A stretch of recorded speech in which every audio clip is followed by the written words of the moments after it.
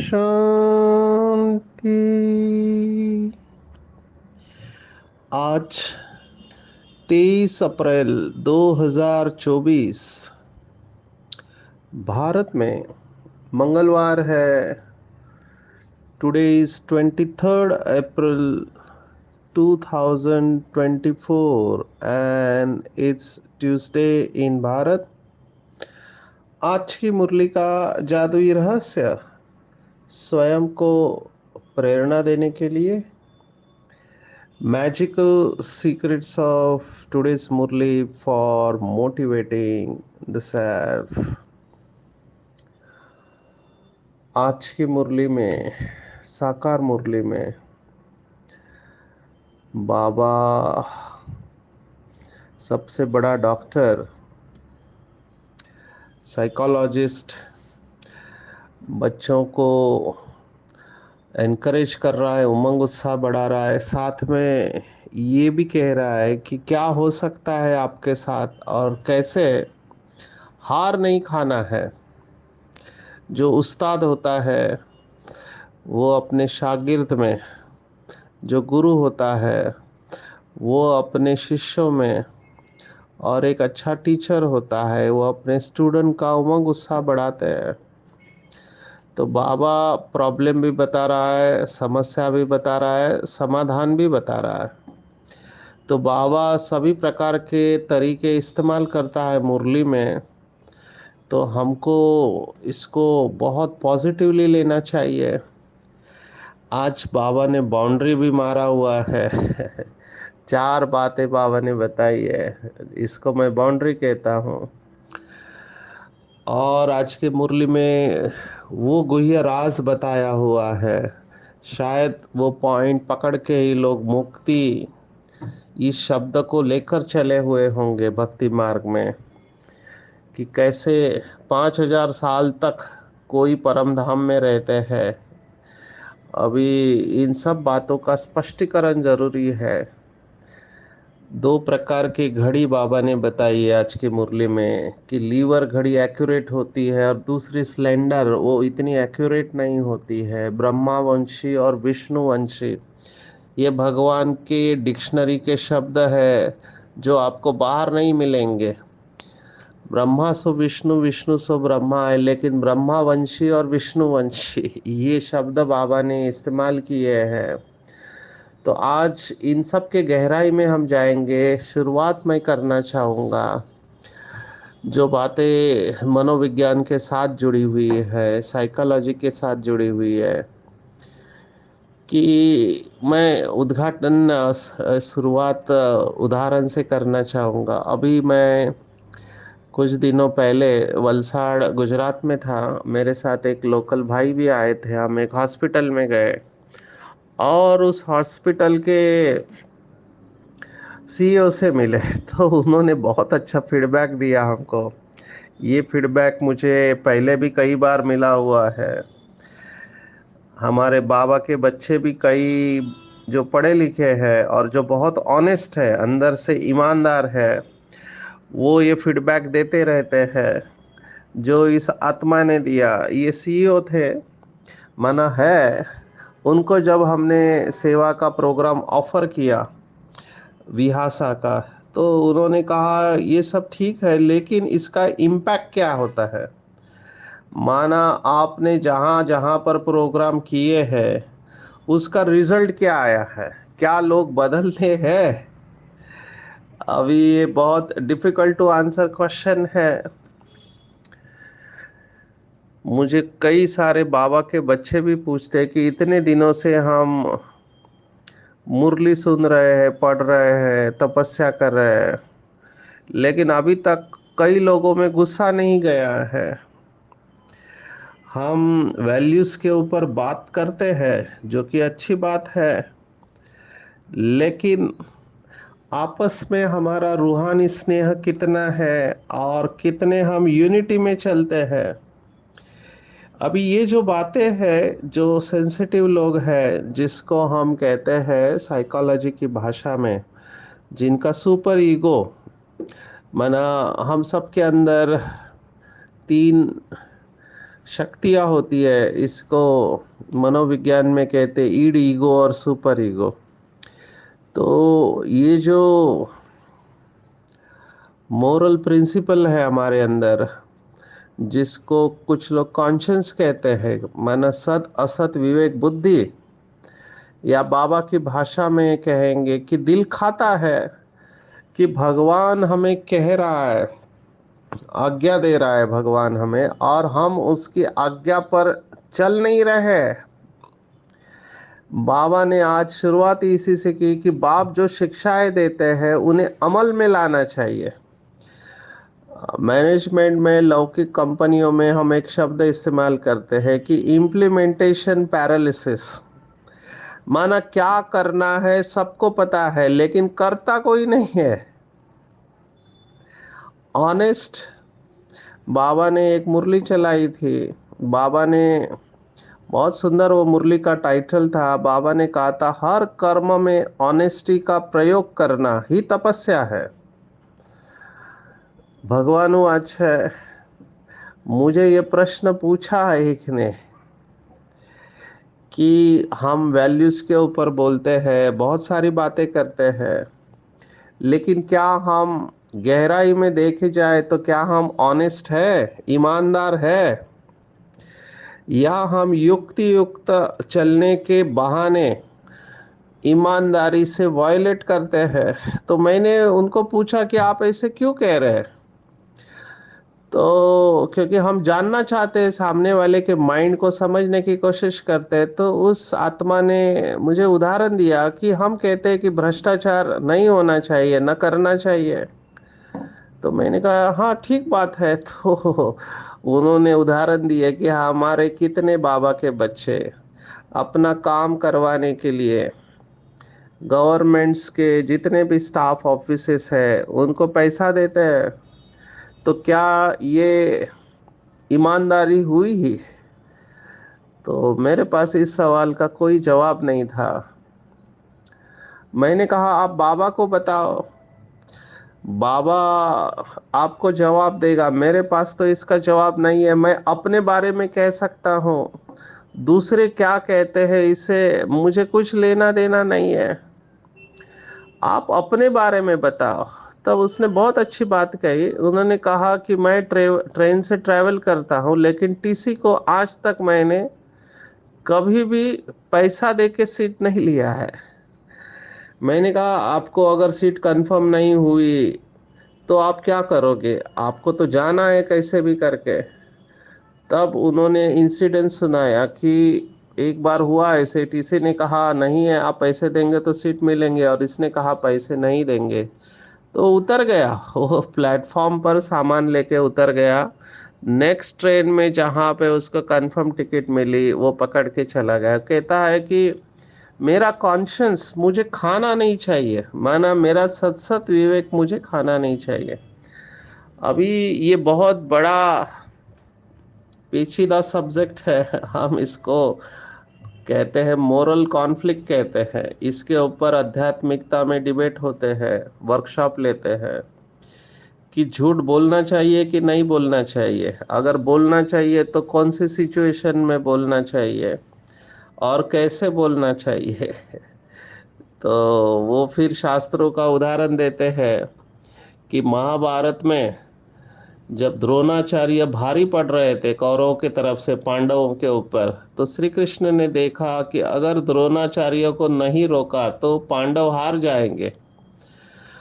और श्री कृष्ण ये भी जानते थे कि द्रोणाचार्य किसी की बात को मानेंगे नहीं, केवल धर्मराज युधिष्ठिर जो हमेशा सच बोलते हैं उसकी बात को मानेंगे। तो वो एक चाल चलते हैं और वो युधिष्ठिर को जाके कहते हैं, धर्मराज युधिष्ठिर जो कभी भी झूठ नहीं बोलते थे, तो उनको कहते हैं कि आपको केवल इतना कहना है कि अश्वत्थामा हता, माना अश्वत्थामा मर गया है। तो युधिष्ठिर तुरंत कहते हैं कि श्री कृष्ण महाराज, मैं कभी झूठ नहीं बोलता, ये आपको पता है, मैं झूठ कैसे बोलूं? तो उन्होंने कहा, मैं कहाँ कह रहा हूँ आपको झूठ बोलो। अश्वत्थामा नाम का एक हाथी है, वो मर चुका है। तो आपको दो वाक्य बोलने हैं। पहला वाक्य जोर से बोलना है, अश्वत्थामा हता, और दूसरा वाक्य धीरे से बोलना है, नरो वा कुंजरो वा, कुंजरो वा नरो वा। तो माना नर था या हाथी था मैं नहीं जानता, अश्वत्थामा मर गया, ये पहला वाक्य जोर से बोलना है और दूसरा वाक्य धीरे से बोलना है। अभी इसके बारे में कुछ कथाकार ये कहते हैं कि अब तक युधिष्ठिर की सत्यता की शक्ति से उसका जो रथ था वो हवा में जमीन से ऊपर चलता था, ये पावर ऑफ ट्रुथ है। लेकिन जैसे ही युधिष्ठिर ने ये वाक्य बोला तो उसका रथ जमीन पे आ गया, क्योंकि युधिष्ठिर ट्रुथ में, सत्यता की परसेंटेज से नीचे आए। हालांकि उन्होंने झूठ नहीं बोला, युक्ति युक्त बोला, लेकिन फिर भी परसेंटेज में नीचे आ गए। और फिर द्रोणाचार्य ने जब ये सुना कि स्वयं युधिष्ठिर कह रहा है कि अश्वत्थामा मर गया, तो पहला वाक्य सुनकर ही उसके हाथ ठंडे पड़ गए, वो नीचे बैठ गए युद्ध के मैदान में। और फिर उनका वध किया गया और पांडव जीत गए। तो ये उदाहरण देते हैं। दूसरा एक उदाहरण जो दिया जाता है वो है कि एक सन्यासी या तपस्वी साधना कर रहा है, तब उसके सामने से एक गाय भागते हुए गए। तो उस गाय को मारने वाला कसाई उसके पीछे पीछे दौड़ते हुए आया। अभी उसको पता नहीं चल रहा है गाय कहाँ गई, सन्यासी ने तो देखा है। तो वो सन्यासी को पूछता है कि आपने गाय को यहाँ से जाते हुए देखा है क्या? अगर सन्यासी सच बताता है तो गाय की मृत्यु निश्चित है, और अगर वो झूठ बोलता है तो गाय बच सकती है, लेकिन उसके ऊपर झूठ बोलने का पाप भी चढ़ सकता है। तो ऐसे सिचुएशन में गाय को बचाने के लिए झूठ बोलना ये पाप नहीं है, ऐसे कुछ लोग कहते हैं। और कुछ लोग कहते हैं नहीं, चाहे कुछ भी हो जाए हमको हमेशा सच ही कहना चाहिए। अब ये बात मैं आपके ऊपर छोड़ता हूँ। बाबा ने हमको श्रीमत दी हुई है, हर बात की श्रीमत हमको मिली हुई है। मनसा में क्या संकल्प सोचना है उसकी श्रीमत है, वाचा में क्या बोलना है इसकी श्रीमत है, कर्म कैसे करने हैं इसकी श्रीमत है। अभी हम उसके ऊपर कितना परसेंटेज चलते हैं ये हमको ही देखना है और अपने को मार्क्स लेना है। होता क्या है कि श्रीमत पता है और फिर हम उसके ऊपर नहीं चलते हैं तो दिल खाता है। तो क्या ये बाबा की आज्ञा का उल्लंघन है? बाबा ने कहा, बच्चों ने कई बार प्रतिज्ञा की है, जिसको बाबा ने मुरली में कहा है कि वायदे किए हुए, वायदों के फाइल पड़े हुए हैं। मैं भी अपने आप से ये प्रश्न पूछता हूँ, क्योंकि हर शिवरात्रि के ऊपर हम प्रतिज्ञा करते हैं बाबा से। कितनी सारी प्रतिज्ञा की हुई है इतने सालों में, तो हम कितना चल रहे हैं उसके ऊपर? तो बाबा तो कह रहा है अमल में लाना है। एक मुरली में बाबा ने कहा था, कमल बन के अमल में लाओ, माना न्यारे प्यारे बनकर प्रतिज्ञा के ऊपर चलना है, फिरना नहीं है, आज्ञा का उल्लंघन नहीं करना है। तो हमको ये सब मर्यादा मिली हुई है, देखने की, सोचने की, बोलने की। तो हम दूसरे का नहीं सोचे, हम अपने आप से बात करें कि क्या मैं बाबा के श्रीमत या जो आज्ञा मिली है उस आज्ञा पर चलता हूँ? क्या मैं आज्ञाकारी बच्चा हूँ? बाबा ने एक मुरली में कहा था कि बच्चे जो बार बार भूले करते हैं या अवज्ञा करते हैं, उनके ऊपर अवज्ञाओं का बोझ चढ़ते जाता है। आज के मुरली में भी आया है, अभूल बनना। तो भूल करेंगे तो माया बैठी हुई है, इसलिए भूल नहीं करना है, क्योंकि भूल करते करते फिर एक ऐसी स्टेज आ जाएगी कि कॉन्फिडेंस खत्म हो जाएगा। फिर ऊंचा चढ़ नहीं पाएंगे। ये ऑटोमेटिक होता है। इसलिए कई मुझे ये कहते हैं कि हम ज्यादा ज्ञान में जाते नहीं है, क्योंकि जितना ज्ञान में ज्यादा हम जाएंगे उतना हमारा कॉन्शियस हमको खाता है। इसलिए ऊपर ऊपर से ज्ञान को सुनते हैं। लौकिक में भी जो वकील है उनको पता है, कोर्ट में सजा जब सुनाते हैं तो जो पढ़े लिखे लोग हैं वो जानकर अगर जुर्म करते हैं तो उनको ज्यादा सजा है। जिसको पता नहीं है उसने का जुर्म किया तो उसको सजा इतनी नहीं है जो पढ़े लिखे लोगों को है। तो चेक करना चाहिए कि मैं कितना आज्ञाकारी हूँ, कहीं मैं आज्ञा का उल्लंघन तो नहीं करता हूँ। जितना हम आज्ञाकारी बनेंगे उतनी हमें आज्ञाकारी बनने की दुआएं मिलेगी। बाकी किसी को समझे ना समझे, कई लोग मुझे ऐसे भी मिलते हैं जो कहते हैं सचिन भाई हम ऐसे झूठ बोलते किसी को पता ही नहीं चलता है। मैंने कहा किसी को पता चले न चले, तुम्हारे मन को तो पता है कि तुम झूठ बोल रहे हो। तो बोला हमको कोई फर्क नहीं पड़ता है। मैंने कहा आपका दिल नहीं खाता है? बोला नहीं, हमने हमारे वैल्यू सिस्टम को बदल दिया है। तो बाबा ने इसके ऊपर भी पकड़ा है। जो बच्चे कहते हैं बाबा इतना तो चलता है, अभी हम संपूर्ण कहाँ बने हैं। ये है ट्रुथ को बेंड करना, है ना, सत्य को मरोड़ने की कोशिश है, अपने आप को बचाने की कोशिश है। इसलिए आध्यात्मिकता के मार्ग पर चलना, ऐसे कहते हैं अंग्रेजी में कि walking on the razor's edge, माना तलवार की धार पर चलने के बराबर है। आपको जैसे आप पवित्र बनते जाओगे छोटा सा दाग भी स्पष्ट रूप से दिखाई देगा। इसलिए आपको बहुत बहुत अलर्ट रहना चाहिए। ये आज्ञाकारी शब्द के और गहराई में जाएंगे। बाबा ने जो भी आज्ञा दी है अमृत वेले से रात तक, वो सब आज्ञाओं को लिस्ट करेंगे और देखेंगे कि मैं कितना आज्ञाकारी हूँ। इसके साथ सपूत, वफादार और फरमान बरदार, ये सभी बातें देखेंगे। सपूत हूँ या कपूत बच्चा हूँ, बाबा का शो करता हूँ या कहीं ऐसा कर्म करता हूँ जिससे बाबा का नाम खराब ना हो, क्या मैं वफादार हूँ या मैं वफा को छोड़ता भी हूँ। अगर बाबा को छोड़कर किसी और में मन और बुद्धि जाती है तो वफा में परसेंटेज हो जाएंगे। आप वफादार नहीं हो। वफादार, ईमानदार, फरमान बरदार, ये सब वैल्यू है, ये सब ब्रह्मा बाबा के कदम है, जिसके आधार से ब्रह्मा बाबा ने नंबर 1 लिया। तो चेक करेंगे, इन सब के ऊपर चिंतन करेंगे। मेरा अनुभव है जितना हम श्रीमत के ऊपर 100% चलते हैं उतना हमारी सेफ्टी है, उतना हमारी सेफ्टी है। हमारा दिल खाएगा नहीं। हम अपनी नजरों में ही श्रेष्ठ बन जाएंगे, खुद सर्टिफिकेट देंगे। बाबा ने जो 3 सर्टिफिकेट बताए उसमें बाबा ने कहा स्वयं से संतुष्ट होने का सर्टिफिकेट उन्हों को मिलता है जो श्रीमत की लकीर के अंदर रहते हैं।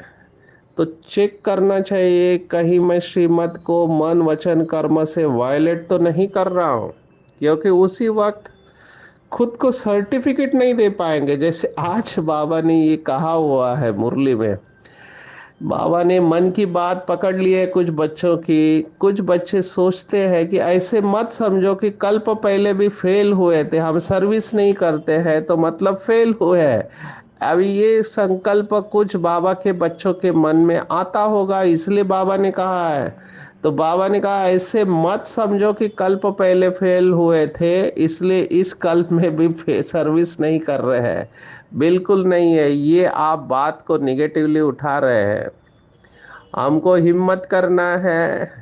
हमको जो भी रोल मिला है, जो भी रोल मिला है, मैं हमेशा उदाहरण जो देता हूँ भोली दादी का, उनको भाषण करना नहीं आता था, उनको केवल भोजन बनाना आता था। लेकिन भोजन इतना बाबा की याद में बनाते थे कि बाबा को मुरली में याद करना पड़ा कि भोली भंडारी, और वो टाइटल उसने अमर कर दिया।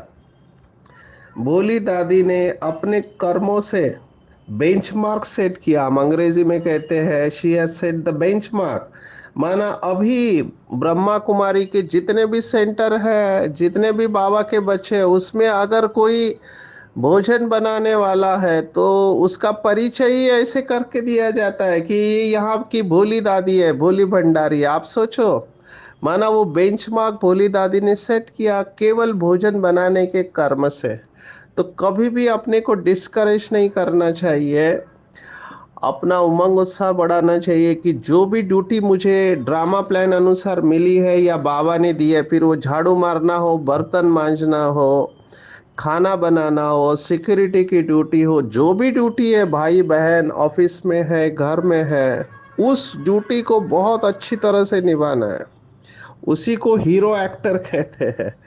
मैं हमेशा उदाहरण ये देता हूँ लौकिक में कि राजेश खन्ना ये बॉलीवुड के स्टार थे।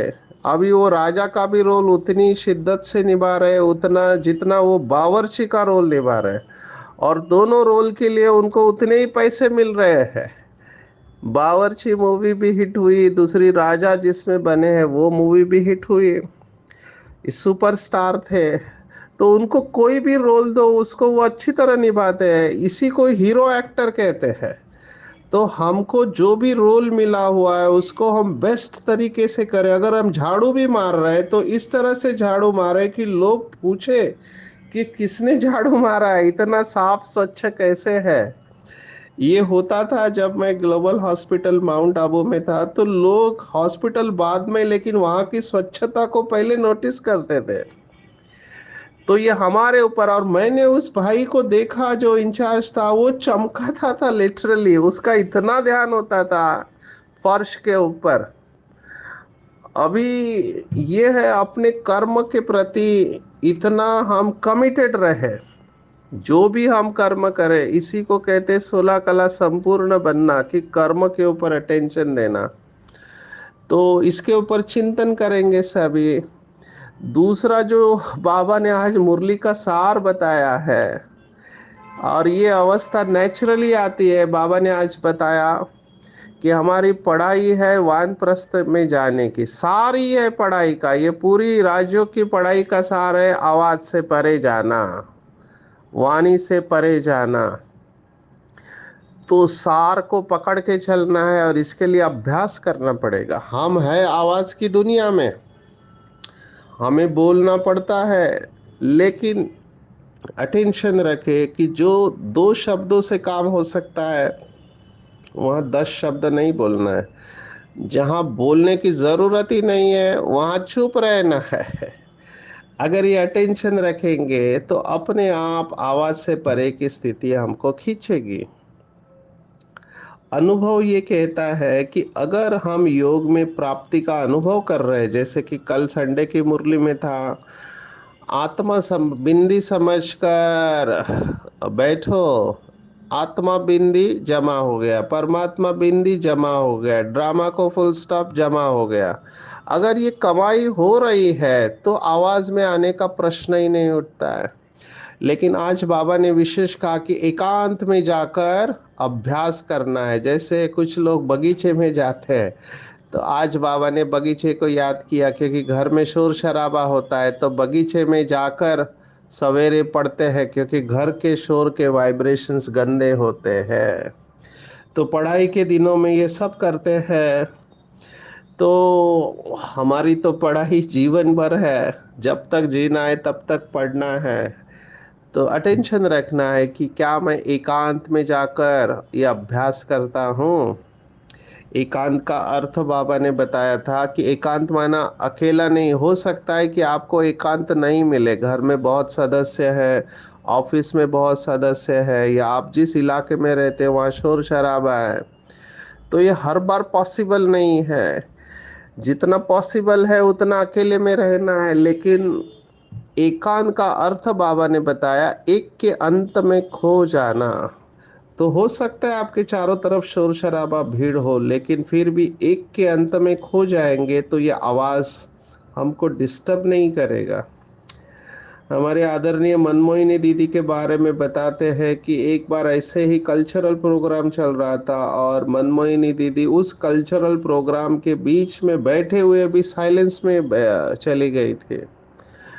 तो ये जो अनन्य बच्चे होते हैं, इनका अटेंशन होता है अपने ऊपर कि जो कर्म मैं करूंगा मुझे देख सभी करेंगे। तो दिन भर समय निकालना है एकांत में जाने के लिए और अपनी बैटरी को चार्ज करना है। बाबा ने आज वो बात कही है जो मुझे बहुत इम्पोर्टेंट लगती है और हम इसके ऊपर अटेंशन देते हैं। बाबा के भाव को समझना है। बाबा उस जमाने की दो घड़ियों को याद करते हैं, एक लीवर और एक सिलेंडर बोलते, पर वो होगा सिलेंडर ऐसे मुझे लगता है। और लीवर घड़ी एक्यूरेट होती है। आजकल तो इतनी एक्यूरेट घड़ी आई है, 100 ऑफ सेकेंड, माना सेकेंड का 100वां हिस्सा उधर भी गलती नहीं होगी। ये इंटरनेशनल ब्रांड है, इतना एक्यूरेसी से चलते हैं। तो बाबा का भाव है कि हमको भी लीवर घड़ी की तरह एक्यूरेट बुद्धि योग हमारा होना चाहिए। तो बाबा का भाव ये है, भाव को समझना है, शब्द को नहीं पकड़ना है, कि चलते फिरते उठते बैठते बाप को याद करना है। एक्यूरेट याद होनी चाहिए। एक्यूरेट याद माना आत्मा समझ के बाप को याद करना। और माया इसमें जरूर विघ्न डालेगी। बाबा ने हमेशा कहा है कि ज्ञान में विघ्न नहीं पड़ते हैं, मुरली में सुनना सुनाना इसमें विघ्न नहीं है, विघ्न योग में ही पड़ते हैं। लेकिन आवाज विघ्न नहीं है, ये भी बाबा ने एक मुरली में कहा। आवाज विघ्न नहीं बनता है। माया हैरान करने की कोशिश करेगी। आज मोटिवेट कर रहा है बाबा, हारना नहीं है।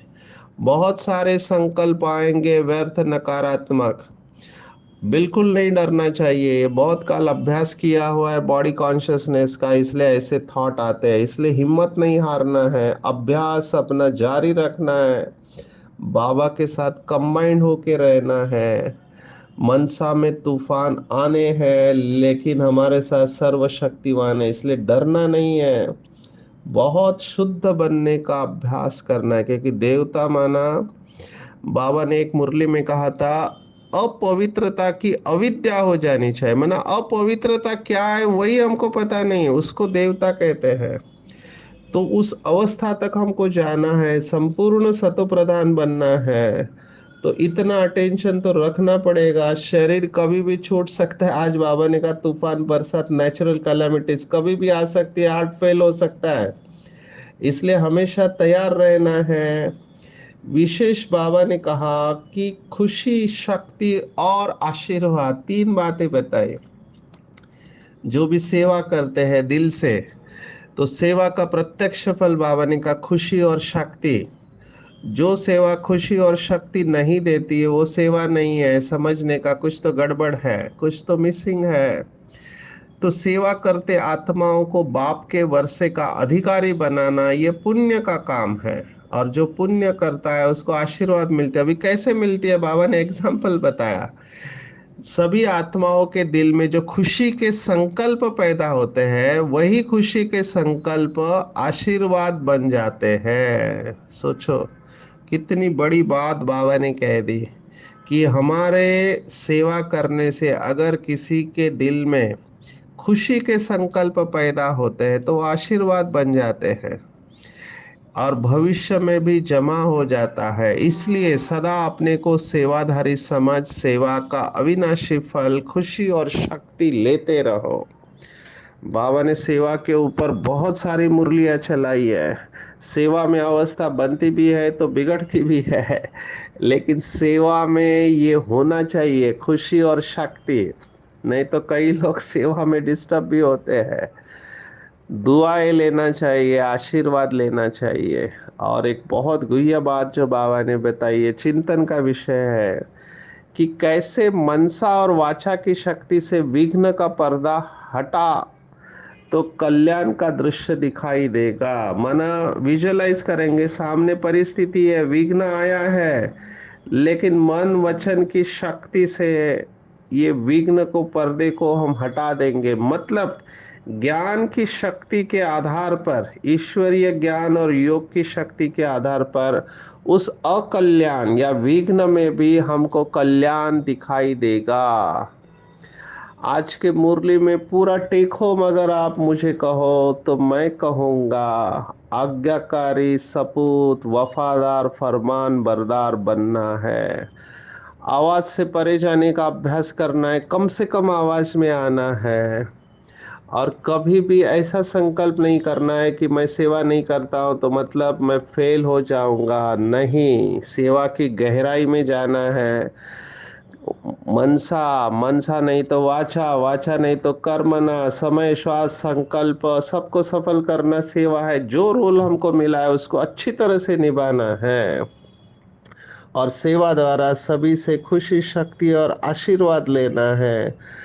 और ज्ञान और योग के बल से विघ्न हमारे जीवन में आते हैं तो उसका पर्दा हटाना है, और उसके अंदर जो कल्याण है उसको समझने की कोशिश करना है। अच्छा, ओम शांति।